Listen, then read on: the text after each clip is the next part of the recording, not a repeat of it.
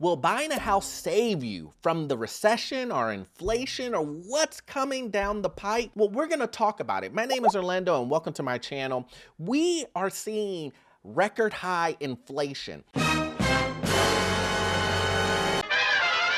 I'm going to jump right into how is this affecting individuals? How is this affecting most of America when it comes to this inflation? And can buying a house save you from dealing with all of this inflation? You know, on this channel, we talk about buying your first home, buying, rental properties, anything real estate. We talk about that in a lot of financial stuff. So let's jump right into it. It says here, as inflation heats up, 64% of Americans are now living paycheck to paycheck, guys. 64% of Americans are living paycheck to paycheck because of inflation. As daily life gets more expensive, workers are having a harder time making ends meet. While wage growth is high by historical standards, it isn't keeping up with increased cost of living, which is growing at the fastest annual pace in about 4 decades. Now, what are they talking about in this? Well, gas, as we know, is increased because of the war that's going on. Everything has just increased. You can go to the store and buy apples, oranges, bananas, rice, whatever. It's increased. You go out to eat now. Meat has increased. Like I said, going out to eat at restaurants with your family has increased. No. A lot of places have had to increase their services that they have to provide for you because labor is more expensive now. So everything is creeping up because all of the money that our government printed that was for the pandemic when everything got shut down. Now we have to deal with those consequences that come with that. And then also to labor, supply shortages, wood, all of this stuff is causing inflation to happen, which makes you have to pay more for everything, guys. What does that say about individuals that are making about $100,000, right? What does that mean for them? Well, that means that your $100,000 now is a lot less because everything costs more. And when everything costs more, then your $100,000 doesn't go as far. Indeed, surging prices are stealing the show on the minds of consumers. When wages rage at a slower pace than inflation, those paychecks won't go as far. At the grocery store, at the gas pump, 2 areas of the budget that are getting particularly squeezed. Now, I just stated this, guys. That is what I'm talking about when I say, hey, look, your $100,000 that you make, it won't go as far. Let's make this simple. Before you could buy 3 apples, now you can only buy 1 for the same price. Now, here's the key, guys. This is the reason why it's so important to get into real estate. This is why it's so important to make sure you have a emergency fund and that you get your financial budget together and things of that nature so that you can budget for things when things like this happen. We talk about it all the time. I want to get you into real estate. That's something that will fight inflation, right? Get into your first home. Will it help you fight inflation? Yes, it will. When you have assets, when inflation goes high, you get richer. That's just the way it goes. Inflation puts money in people who have assets pockets. That's just point blank, guys. That's exactly what happens. So when you go in and you buy your first house or you buy rental properties that I'm trying to get you into, to get into your first rental property, you are using your property and your assets to fight with inflation. Inflation happens, the higher it goes, the more money it puts in your pocket. Your values of your properties will go up. That's the reason why you see individuals like BlackRock and Zillow and all these other big companies wanting to buy rental properties. They are trying to hedge for inflation, guys. Hedge for inflation. They know that they have all of this cash on their balance books and they want to make sure that the money doesn't go down. So they put it into assets. And you should do the same thing too. But what we have to get around is this living paycheck to paycheck, guys. And how do we get away from living paycheck to paycheck? Budgeting.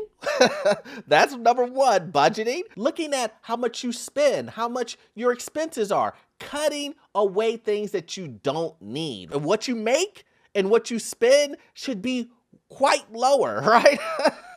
It should be definitely lower, guys. So make sure you look at things like that. Make sure you look at, from that point, do you have an emergency savings account, right? If you do, great. Then move on to investing. Or if you're going to get into a rental property, what is that going to look like? What is that going to bring in as passive income or additional income to you, right? Doing things like that will help you get away from this paycheck to paycheck mentality that 64% of Americans are currently in today, guys. And we want to get you out of that. We want to get you out of that paycheck to paycheck situation. At the start of 2022, 64% of the US population was living paycheck to paycheck, up from 61% in December, just shy of a high of 65% in 2020, according to Lending Club report. We all are seeing costs of everything shoot up. However, paying more for gas and groceries is hitting households particularly hard. You've got to eat,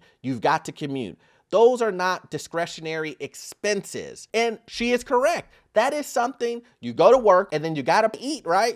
That's how we live, right? You have to eat and feed your family, feed yourself, so you can't get away from those. That is the reason why it's so important when you look at, should I buy a house? Should I rent? When you look at those two, should you buy a house that is overpriced? If I'm renting something for $1,000 right now and my mortgage is going to be $2,000 because I'm going to buy, are you really saving when you know you have to pay $100,000 or $50,000 over on the house to even get it? Does that really make sense? And to a lot of people, that really does make sense to them. They think to themselves, well, at least I own it. At least I'm putting money back into it. But here is the thing. You may be fighting inflation by buying a house, but you bought an overpriced asset. So when the downturn happens or when the slowdown happens, which it is, when that happens, you lose value in the house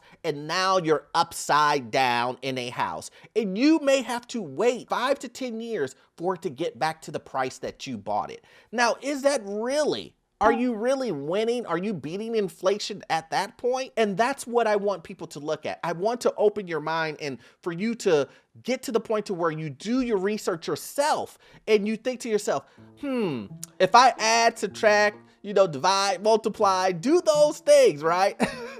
And if I'm gonna do all of that and I do my research, can this work for me? That is the whole point of this. But let's go right into it. It says, even among those earning 6 figures, 48% said they are now living paycheck to paycheck, up from 42% in December, the survey of more than 2,600 adults found. Now, here's this myth, guys. There's this myth that you want to get to 6 figures. 6 figures is like some mythical number.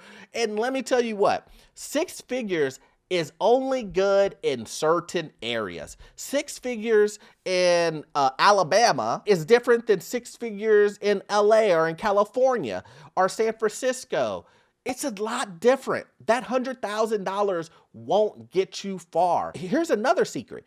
Even if you are in a place like Alabama or somewhere in the Midwest like Ohio or St. Louis or something like that, where $100,000 can get you pretty far, if you don't budget, you will end up in the same exact situation.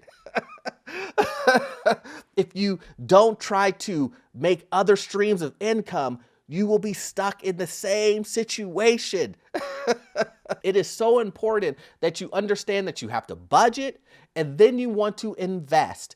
You can save all day long, guys. You can save all day long, but that is not how you're going to grow. That's not how you're going to become quote unquote wealthy. That is not how you're going to have your financial freedom. You're not going to have any of those if you don't invest. I have nothing against saving. I have nothing against saving. I think saving, I'm telling you to do it with the emergency fund, put it in a savings account. You will need it. But if you are trying to grow your money, just putting money into your savings account won't do it. You need vehicles like stocks, bonds, real estate, You need things like that, things that appreciate in value to get you to the next level. Depending on where you live, $100,000 may not get you far. Just said that, guys. Just said that. In San Francisco, for example, a family of 4 with a house of under $120,000 is considered low income. You hear that, guys? $120,000 family of 4, San Francisco, low income. Americans now say they need to be making roughly $122,000 a year, more than double the current national average salary to feel financially secure. Isn't that crazy? That is insane, guys. And this is the whole subject. Will buying a house get you out of getting hit with inflation, put you in a better place for the recession, get ready for whatever happens in this financial world when it comes to the downturn? And the answer to that is it depends if you're going to overpay. I'm going to say it every single time in every video until people hear me out on it. Do not overpay. If you are going to overpay, you're going to lose on the value in the future. You're not fighting inflation. You're not putting yourself in a better situation for the recession. You're setting yourself up to be upside down in a property. But if you can buy a property at value, you have all of those things that we talked about in your favor. You have a savings account with an emergency fund, you're budgeting right, your credit is good. If all of those things are going in your direction, then yes, buying a house will fight inflation. It will put you in a better situation when we do have a downturn. You aren't a person living paycheck to paycheck like this article is saying. It puts you in a better position to get to that holy grail of being financially free, having that passive income, having multiple streams of income, which we all need, guys. So I hope you got value out of this content, and I'm gonna need you to watch this next video here. It will help you get into your first rental property and learn all things financial. Also in the description, check out our membership program. I'll see you guys in the next one. Thanks.